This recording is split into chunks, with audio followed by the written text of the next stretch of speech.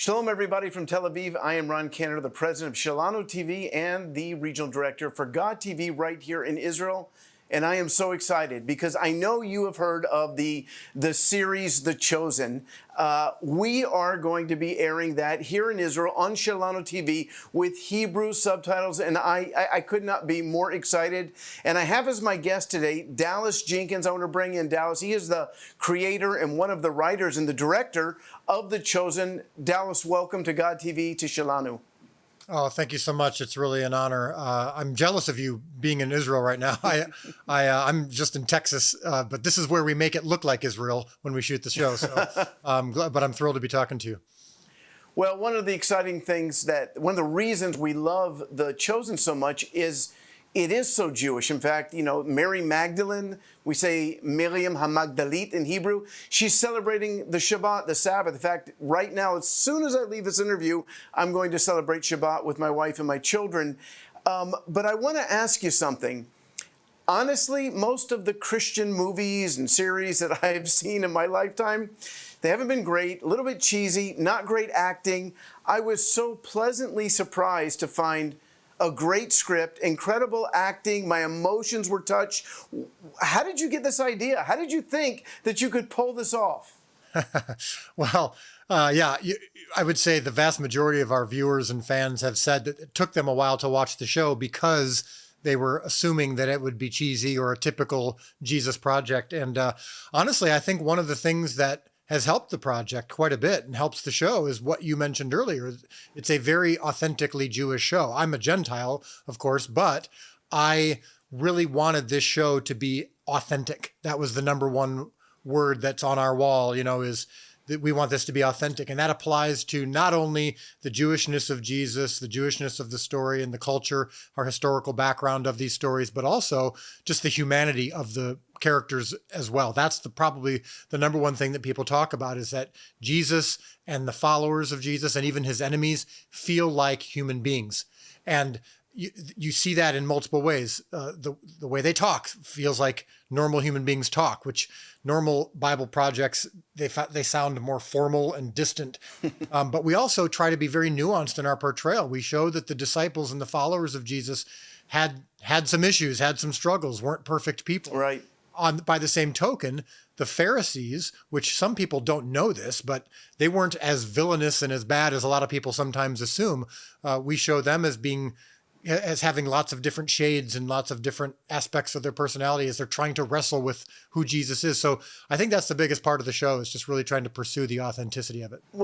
Well, that is one of the things that really surprised me, because typically the Pharisees are shown as just, hypocrites, horrible, evil people. And the Jewishness of Jesus, in fact, I wrote a book called Identity Theft, which is about the fact that his Jewish identity had been changed, altered, stolen.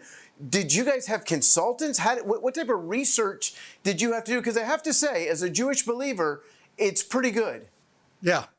So there's a gentleman named Rabbi Jason Sobel, who's one of our primary consultants for both the cultural and historical aspects as well as the biblical aspects of the show. We also have an evangelical scholar, Catholic priest. Those three they read the scripts, and I actually went to Israel several years ago for the first time with Rabbi Jason, and went to Jerusalem and saw some of the main sites that I needed to see, had actually a profoundly impactful experience at Magdala, Mary Magdalene's birthplace, at a synagogue there that they had recently unearthed, a couple decades ago, and just really felt the presence of God. And I really felt this strong weight and burden to get this right and to be faithful to the character and intentions of Jesus in the Gospels. And so that was just a really important part. So there's a lot, as you know, there's a lot of things a lot of things in the Jewish faith and in the Jewish culture and history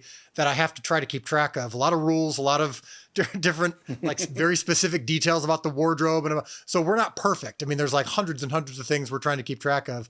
And also there's not a ton of, when you think back to the research from 2,000 years ago, they weren't taking pictures, and there weren't a lot of paintings even in the Jewish community. So some of it there's conflict about what exactly they wore, what exactly some of the practices were at that exact time. But we're doing our best because I really do want to capture who exactly Jesus was. Awesome. You know, one of my close friends here in Israel, a colleague, he is a Harvard graduated with honors, and he was searching for God, and somebody challenged him to read the New Testament. He said, oh, I know what I need to know. And then he finally read the New Testament, and he said, this guy, Yeshua, Jesus, he's amazing. I love this guy. That's kind of how I feel about the character Jesus in the movie.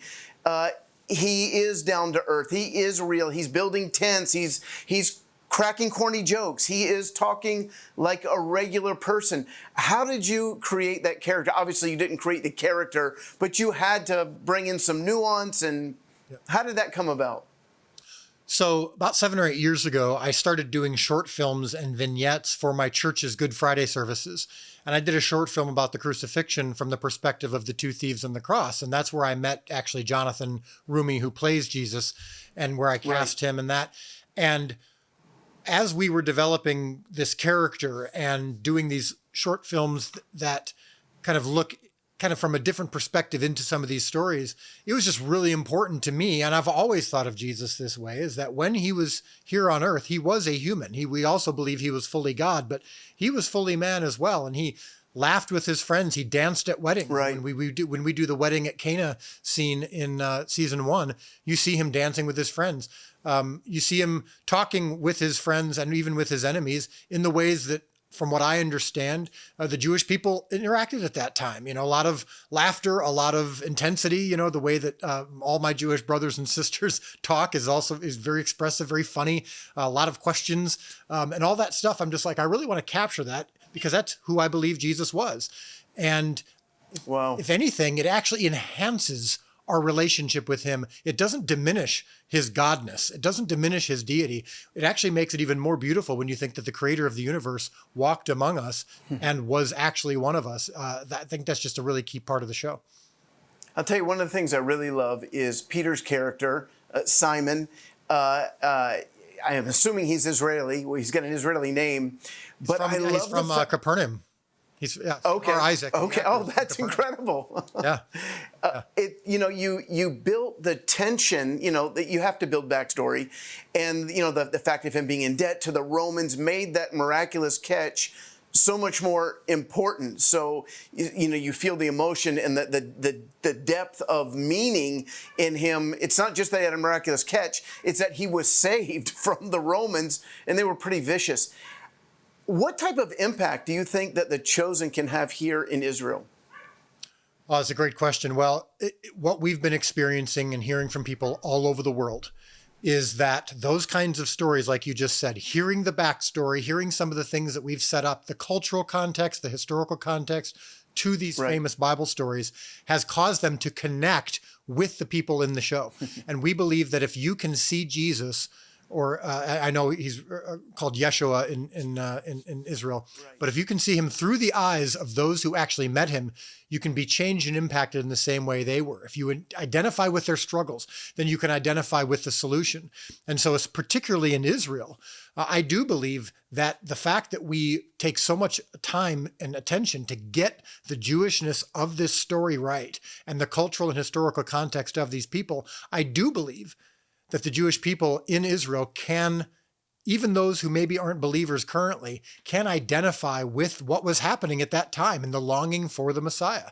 And we have heard from many of my brothers and sisters in Israel that it has allowed them to introduce the concept of Jesus in a way that they normally aren't, because so many Jews in Israel refuse to even talk about Jesus, much less watch anything. But this seems to be a more natural way to do it. And so I'm deeply, profoundly hopeful that by you guys showing this on your network, that there may be people who, even if they just stumble across it, might just, perhaps, God might prick their heart in some way and they might be open more than ever. Amen. We believe that. Listen, I know that you have got another meeting to go to. I want to thank you for being with us. We are Thrilled to be partnering with you guys. We can't wait to get it up and running. I think we're starting in December. We've got a social media campaign planned. We are going to reach Israelis with the good news of Yeshua, of Jesus. And we bless you guys and pray for you guys. I know you've got some other things coming up, a Christmas movie coming up, and a season 3. So we are praying for you. We're blessing you, and we are thrilled to be partnering with you. Thank you so much, Dallas, for being with me. Yeah, thank you. It really means a lot. Yeah, this December is a big month because right now I'm writing season 3 as we get ready for it. We've got our Christmas with the Chosen, which is an episode, brand new Chosen episode about the birth of Christ that also celebrates kind of the Jewishness of his story as well. That I think is going to be coming as well. So I really think there's a lot for you to look forward to. Well, we can't wait to see it. God bless you. Have a great day, my friend, and I look forward to seeing you again. Yeah, God bless you. Talk soon.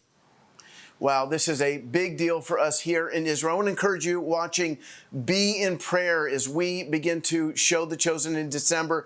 Be in prayer for Israelis, that they will find it, they'll see it, that they will fall in love with this man, Yeshua. You are a partner with us in this. We bless you in the name of Yeshua. Have a great day. Shalom.